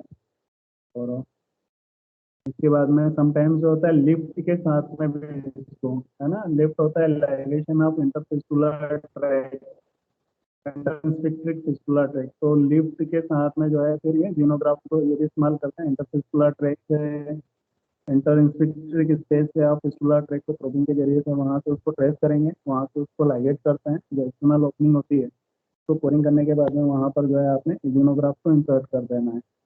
तो इस तरीके से जो है ये लिफ्ट के साथ में इसको बायो लिफ्ट बोला जाता है। तो ये भी एक एडवांस मेथड है। अपार्ट फ्रॉम दिस ये एक ब्रांड नेम है ओविडियन फार्माकोर। ये भी एक जीनोग्राफ्ट है। एलोग्राफ्ट यहाँ पर जो है ये भी यूज होता है। यहाँ जो मटेरियल रहते हैं वो कैडावर से, डेड बॉडी से लिया जाता है इसमें। तो इसमें जो होता है कोलेजन होता है, फाइब्रिन, इलास्टिन, ग्लाइकोसामाइन होता है। इसके बाद में न्यू ह्यूमन एसोलर डर्मल ये डोनर से लिया जाता है। तो these are all the example. मैं यहाँ पर सीधा इसको बता देता हूँ। इस तरीके से दिखता है और इसको यहाँ पर एक एंड जो इसका होता है देख पा रहे हैं आप लोग। बस बहुत बढ़िया जी, तुम सुनाओ ठीक हो? हाँ जी, एक सर्टिफिकेट मिल गया कल। फाइनल रजिस्ट्रेशन हो गई है, फाइनल हो गई रजिस्ट्रेशन। एक एंड आपने जो है ਉਹਦਾ ਮਿਲ ਗਿਆ ਸਰਟੀਫਿਕੇਟ ਤੇ ਇੱਕ ਸਰਟੀਫਿਕੇਟ ਹੁਣ ਹੋਰ ਲੈਣਾ ਇਹਨਾਂ ਕੋ। ਉਹ ਨਾ ਵਿੱਚ ਕੰਪਿਊਟਰ ਉਹਨਾਂ ਦਾ ਹੈਂਗ ਹੋ ਗਿਆ ਸੀ, ਉਹ ਸਾਈਟ ਨਹੀਂ ਚੱਲਣੀ, ਬੰਦ ਹੋ ਗਈ ਉਹਨਾਂ ਦੀ ਵੈਬਸਾਈਟ। ਉਹ ਨਹੀਂ ਚੈੱਕ ਕਰੋ।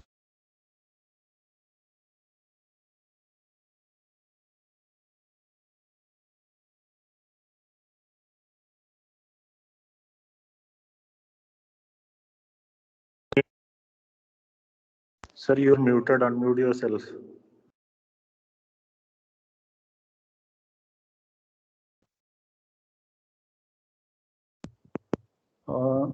ये जो सिंथेटिक फिस्टुला प्लग होता है, सिंथेटिक फिस्टुला प्लग जो होता है ये बायो एब्जॉर्बेबल पॉलीग्लाइकोलाइड का बना होता है। पॉलीग्लाइकोलाइड ट्राइमिथाइलिन कार्बोनेट और कोपॉलीमर का। ओके, तो ये सिंथेटिक होता है। ये कुछ इस तरीके से दिखता है। इसमें मल्टीपल टेल्स होती हैं और मल्टीपल टेल्स जो होती हैं इसको आप अकॉर्डिंगली ट्रैक की जो लेंथ वेट होती है उसके हिसाब से इसको एडजस्ट कर सकते हैं। के बाद में कुछ इस तरीके से इसको इंसर्ट किया जाता है। सबसे पहले जो इसका डिस्टल पोर्शन है उसमें आप थ्रेड लेकर इसको फिस्टुला ट्रैक से वहाँ से इसको खींचते हैं बाहर की तरफ और इस तरीके से इंसर्ट कर देते हैं। तो मैंने इमेज के जरिए से इसको बताने की कोशिश की है आपको। मेरे पास वीडियोस भी थे लेकिन टाइम यहाँ पर बहुत कम है, मैं आपको इसके वीडियो नहीं दिखा पाऊंगा। इसके अलावा एंडोरेक्टल एडवांसमेंट फ्लैप, तो ये भी एक एडवांस थेरेपी है जहाँ पर फ्लैप के जरिए से जो इंटरनल ओपनिंग होती है फिस्टुला की, मैं सीधे इसके वीडियो और इमेजेस पर आता हूँ। यहाँ पर आपने ये इंटरनल ओपनिंग होती है, इसके सराउंडिंग में यू शेप क्रिसेंट्रिक जो है आपने इसकी म्यूकोसा और सम पोर्शन जो इंटरनल स्ट्रक्चर का होता है आपने उसको यहाँ पर अंडरमाइन करना है। यहाँ पर यू शेप इंसिजन देना है, इसको अंडरमाइन करना है।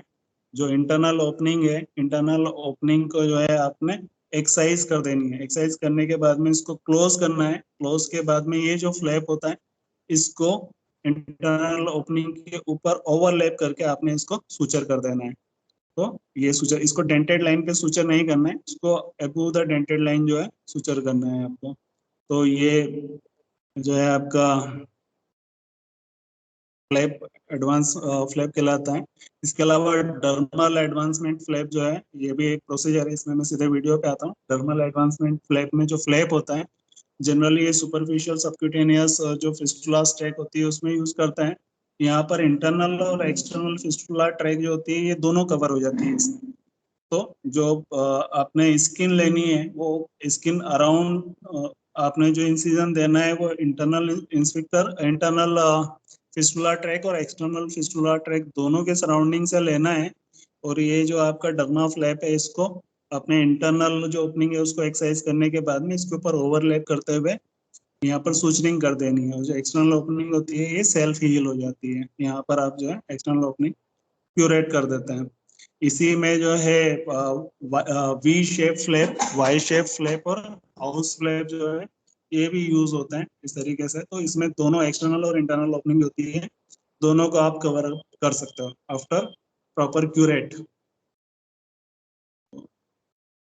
कुछ कॉम्प्लिकेशंस भी हैं। इसके अलावा जो है लिफ्ट प्रोसीजर बहुत ज्यादा यूज होती है। जो लिफ्ट में क्या किया जाता है, मैं इसके सीधे इमेजेस पे आता हूँ।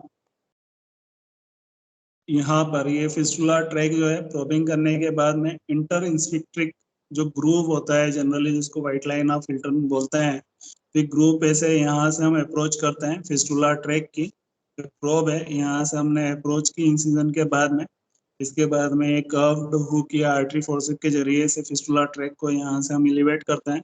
इसको दोनों तरफ से लाइगेट करने के बाद में बीच से कट कर देते हैं। इसके बाद में जो एक्सटर्नल ओपनिंग होती है, इसके बाद में इंटरनल ओपनिंग को क्यूरेट करके आप इंटरनल ओपनिंग जो है उसको क्यूरेट करके उसको भी क्लोज कर देते हैं। एक्सटर्नल ओपनिंग में कोरिंग करते हैं, यानी इसका एक कोर पूरा यहाँ से एक्सरसाइज कर देते हैं और ये वुंड अपने आप हील हो जाता है। इसको लिफ्ट बोलते हैं, है ना, लाइगेशन ऑफ इंटर इंस्पिक्ट्रिक फिस्टुला। तो इसमें एक और एडवांस प्रोसीजर है जिसको स्लॉफ्ट बोला जाता है। तो स्लॉफ्ट में क्या होता है, सब म्यूकोसल जो फिस्टुला ट्रैक होते हैं उसको लाइगेट करते हैं। ये इसका जो बेसिक प्रिंसिपल है वो लिफ्ट के जैसा ही है, ये और ज्यादा थोड़ा सा एडवांस और प्रोक्सिमल उसमें हम लोग जो है इसको करते हैं। इसमें जो अप्रोच होती है वो सब म्यूकोसल एरिया में होती है। तो ये कुछ इस तरीके से मैं डायग्रामेटिकली समझाता हूँ आपको। तो ये आपने जो है यहाँ पर इस तरीके से प्रोबिंग करने के बाद में सब म्यूकोसल एरिया में जो है आपने जो है फिस्टुला ट्रैक को अपने जो है अप्रोच करना है। इस तरीके से आप बुक में इसको आप इसको एलिवेट करने के बाद में लाइगेट करते हैं और एक्सरसाइज कर देते हैं। तो ये मोर एडवांस प्रोसीजर है लिफ्ट में, क्योंकि लिफ्ट में क्या होता है जनरली अगर एब्सेस वगैरह है इंटर इंस्पिक्टर एरिया में, सेप्सिस वगैरह है, तो वो पूरी तरीके से ड्रेन नहीं होता है। अगर प्रॉपर फिस्टुला ट्रैक बनी नहीं है तो लिफ्ट में डिफिकल्टी आती है फिस्टुला ट्रैक, क्योंकि सेप्सिस पूरा ड्रेन नहीं हो पाता है। या फिस्टुला ट्रैक अगर पूरी तरीके से बनी नहीं है और वहां पर कोई एब्सेस है तो वो चीजें जो है आप वो ड्रेनिंग वगैरह आप यहाँ पर स्लॉफ्ट में कर सकते हैं अगर आपने सब म्यूकोसल उसको लाइगेट किया है तो ये आप देख सकते हैं यहाँ पर ये कोरिंग जो है एक्सटर्नल ओपनिंग की कोरिंग की हुई है और ये फिस्टुला इसका जो रिजल्ट है वो आप देख सकते हैं यहाँ पर। मल्टीपल फिस्टुलाज में भी कुछ इसी तरीके से करते हैं इसमें, क्योंकि जो उसकी ओपनिंग होती है इंटरनल ओपनिंग वो एक ही होती है। तो इसमें आप इंटरनल ओपनिंग में सब म्यूकोसल लाइगेशन के बाद में एक्सटर्नल ओपनिंग में कोरिंग कर देता है, तो ये पेशेंट का जो वुंड है वो हील हो जाता है। इसके बाद में video assisted anal fistula treatment, इसको वाफ्ट कहा जाता है।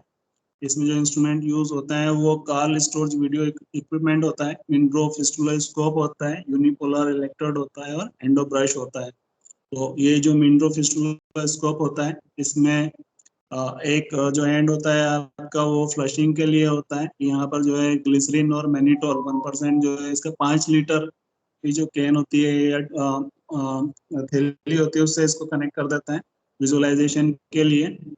और ये फिस्टुला स्कोप के जरिए से उसको विजुअलाइज करते हैं। इसके एक एंड से जो है आप इलेक्ट्रोड जो है यूनिपोलर इलेक्ट्रोड यहाँ से डलाया जाता है उसका जो है कॉटरी के लिए। तो ये एंडो ब्रश है, मैं इसकी प्रोसीजर दिखा देता हूँ। ये कुछ इस तरीके से इसकी डिटेल्स भी मैंने दी है। इसके दो पर्पस होते हैं, एक डायग्नोस्टिक फेज है, विजुअलाइजेशन आपको ट्रैक का करना है, दूसरा ऑपरेटिव फेज है। तो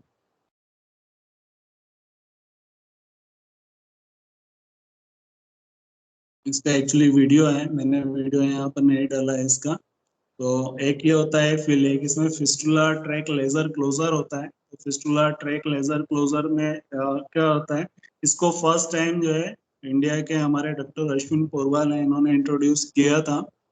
और इसका जो एम होता है, इसमें जो फिस्टुला ट्रैक होता है, जनरली जो लो एनल फिस्टुलाज होते हैं सबसे पहले हम उसमें सेतो जो है या चार सूत्रा वगैरह जो है लाइगेट कर देते हैं। चार सूत्रा लाइगेट करने के बाद में सेतोन जनरली यूज होता है, उसको 1 मंथ तक आपने लाइगेट करके रखना है ताकि वो पूरा जो उसका अनैथिक ग्रेनुलेशन टिश्यू लेयर है वो पूरी ड्रेन हो जाए। ड्रेन होने के बाद में फिर वहां पर आपको सेतोन को रिमूव करते हैं। पहले प्लास्टिक जो है सॉफ्ट प्लास्टिक ट्यूब अंदर डालते हैं, फिर जो है आपने वहां पर जो लेजर प्रोब है आपने वो डालनी होती है। लेजर प्रोब डालने के बाद में वहां पर 100 जूल 10 वाट का आपने इलेक्ट्रिक करंट पर सेंटीमीटर वहां पर देना होता है। और उसको gradually from internal to external जो है ग्रेजुअली उसको बाहर की तरफ खींचते हैं सेंटीमीटर बाय सेंटीमीटर।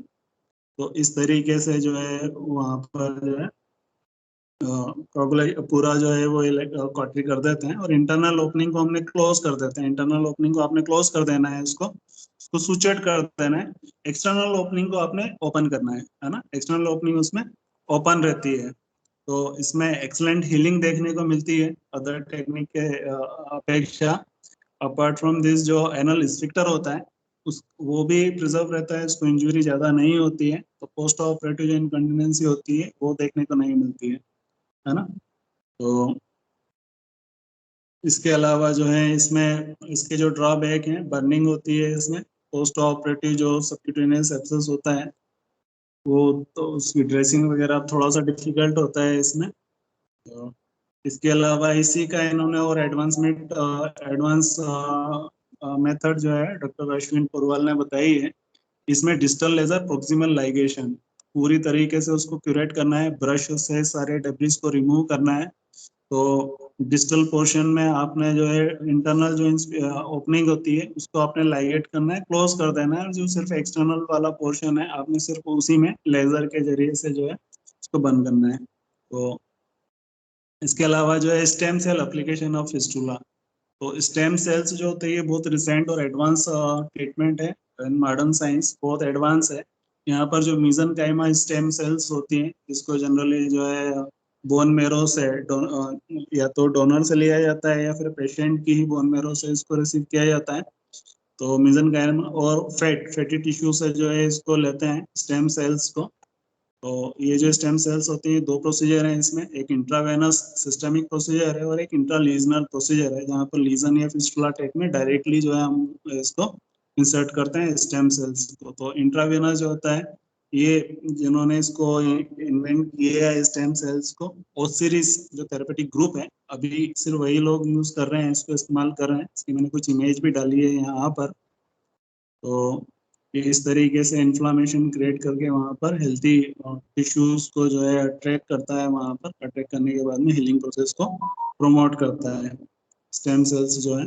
इंट्रालीजनल जो होता है, इंट्रालीजनल इसमें फॉलोइंग स्टेप हम इसमें पहले ट्रैक को आइडेंटिफाई करते हैं।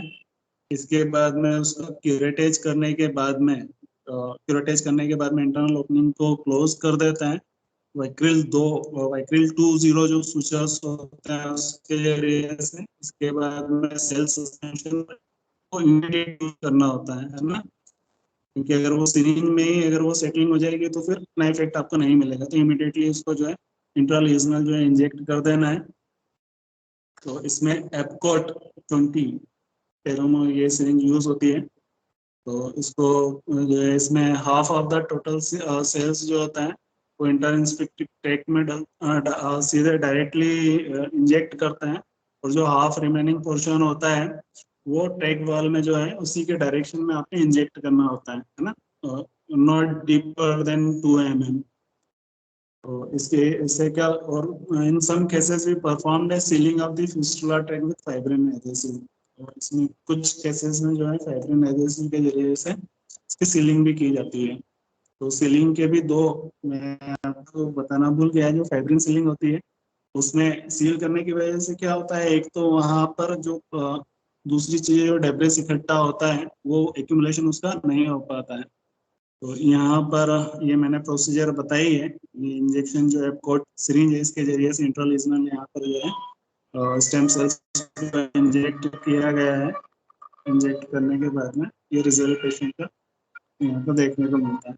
तो now comes the Ayurvedic treatment. तो ये आयुर्वेदा में effect intersection of fistula track and ligation of क्षार सूत्रा, मोस्ट रिसेंट इसको जो है डॉक्टर मनोरंजन साहू सर की ये टेक्निक कही जाती है। इसको विंडो टेक्निक या BHU टेक्निक भी कहा जाता है। तो इसमें प्रोक्टोलॉजिकल क्लॉक को समझना बहुत जरूरी होता है। तो जनरली जो फिस्टुला ट्रैक है हम समझते हैं जितने भी फिस्टुला हैं वो या तो 12 o'clock पे ओपन होंगे या फिर 6 o'clock पर इंटरनल ओपनिंग होगी। एक चीज को ये समझनी होती है। दूसरा एबू, अगर हम यहाँ पर एक इमेजिनरी ट्रांसवर्स लाइन खींचते हैं एनल कैनाल को, दो उसमें एंटीरियर पोस्टीरियर, तो एंटीरियरली जितने भी फिस्टुला ट्रैक होते हैं वो 12 o'clock में ओपन होते हैं, और बिलो के या दूर की जितनी भी ओपनिंग होती है एक्सटर्नल ओपनिंग वो सारी जो है 6 o'clock में ही ओपन होती है।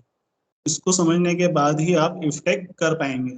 तो मेन एम क्या होता है इसका, मेन मकसद है कि कॉम्प्लेक्स फिस्टुला को, जो प्रिंसिपल है मेन, अगर आपने कॉम्प्लेक्स फिस्टुला को ट्रीट करना है तो आप उसको सिंपल बना दीजिए।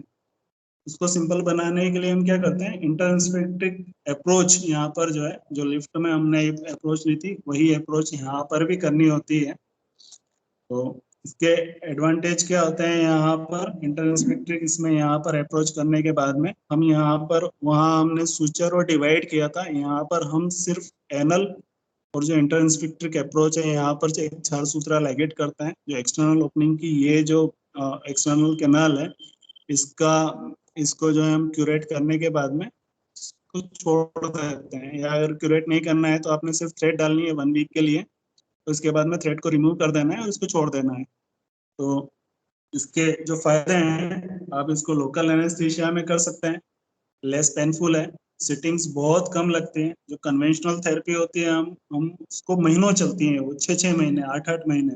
जब मैं जम्मू में था एक पेशेंट का ट्रीटमेंट हमने देखा कि 1-1 साल 8 महीने साल भर चला था वहां पर ट्रीटमेंट। तो ये जो विंडो टेक्निक है इससे ये जो सिटिंग्स हैं ये कम हो जाती हैं। इसमें कॉस्मेटिक डिसफिगरमेंट भी देखने को नहीं मिलता है, क्योंकि क्या होता है कन्वेंशनल थेरेपी में, ये यहाँ पर मैंने इमेजेस डाली हैं कि इस तरीके से जो बटॉक्स है ये ऑलमोस्ट 3 हो गए हैं।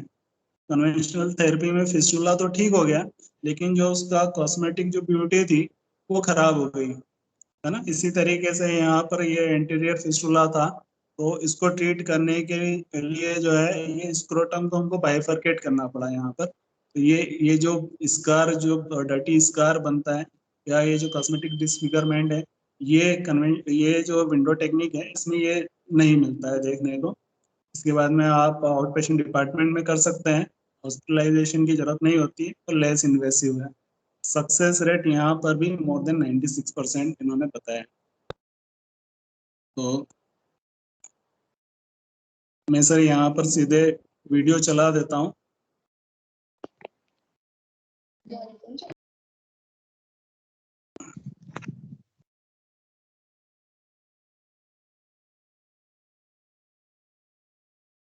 और यहाँ पर देख सकते हैं जब हम इसका एनेस्थीसिया देते हैं उसी समय पर हम इस चीज का पता लगा सकते हैं कि ये जो फिस्टुला ट्रैक है, आप देख सकते हैं यहाँ पर ये जो वीडियो है इसमें ये एलोकेन इंसर्ट करने के साथ ही एक फिंगर आपने इसमें एनल कैनाल में अंदर की तरफ रखनी है। आप देख पा रहे हैं सर यहाँ पर वीडियो, आप इसमें जो इंटरनल ओपनिंग पे एक फिंगर रखेंगे और जब आप यहाँ से इसमें इंसर्ट करते हैं डायलोकेन या वाटर को, एक्सटर्नल ओपनिंग से यहाँ से जो है फ्लूइड बाहर आना शुरू हो जाता है।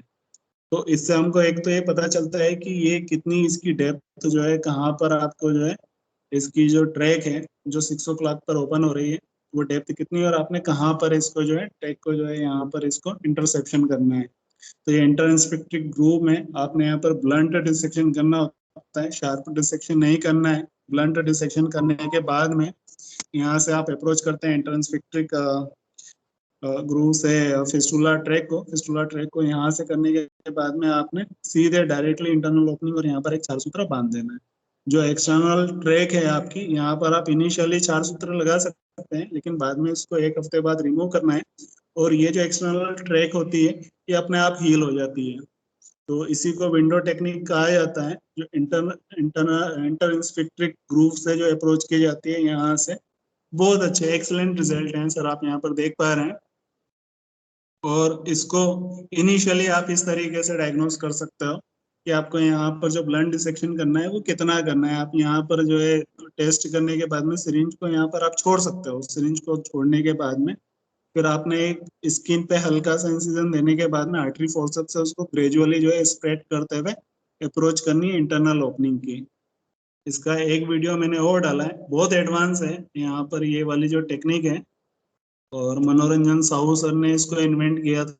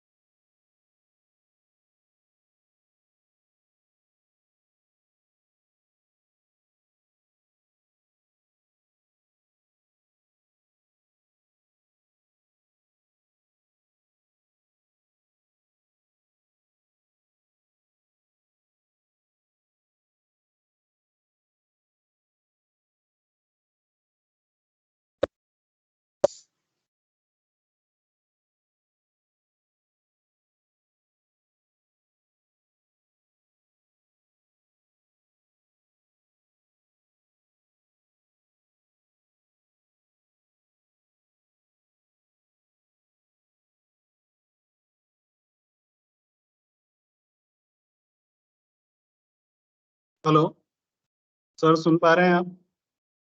Yes, sir. Yes, sir. हाँ, एक्चुअली थोड़ा सा टेक्निकल इश्यू है सर। तो ये वीडियो सर मैं फिर से दिखा देता हूँ आपको। ये सर यहाँ पर जो है इफ्टेक टेक्निक से ये जो फिस्टुला ट्रैक है, यहाँ पर आपने पहले इंटरनल ओपनिंग को यहाँ पर आपने जो है आइडेंटिफाई करना है।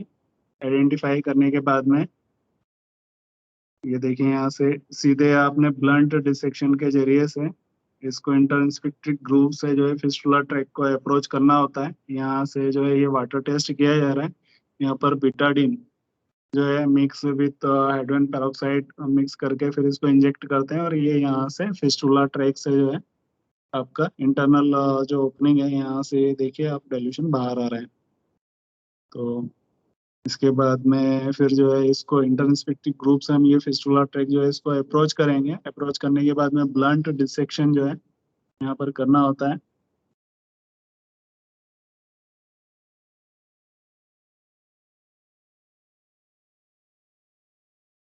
तो ये आर्टिफिशियल विंडो जो है ये 6 o'clock पोजिशन पे जो है हमने इंटरसेप्ट करना है फिस्टुला ट्रैक को नीचे की तरफ। ये ब्लंट डिसेक्शन देना होता है सर, इसमें आपको शार्प डिसेक्शन नहीं करना होता है, और प्रॉपर एनाटॉमी आपको पता होनी चाहिए यहाँ पर।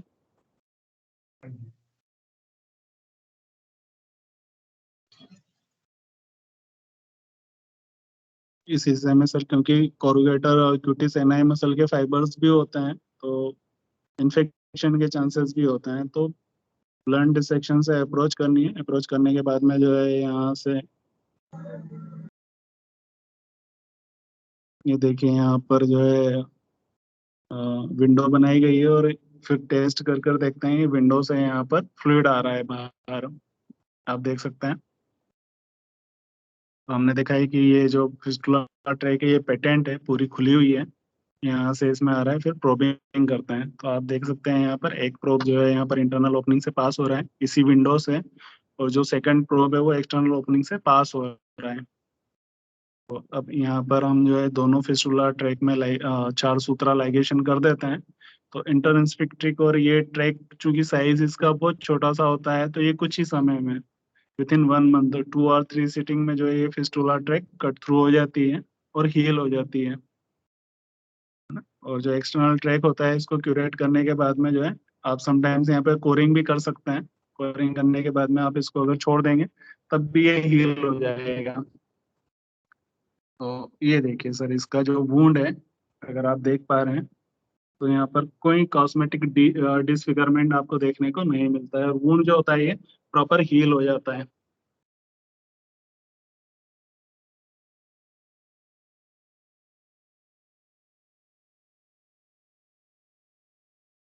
That's the end of my PPT. Thank you very much for keeping patience. There was so much difficulty while presenting the topic, so I beg sorry for that. Maybe it may be because of some technical issues. Okay, sir. So Thank you, sir. Bhupinder, sir. Thank you so much, sir. If anyone have any query, please ask your question.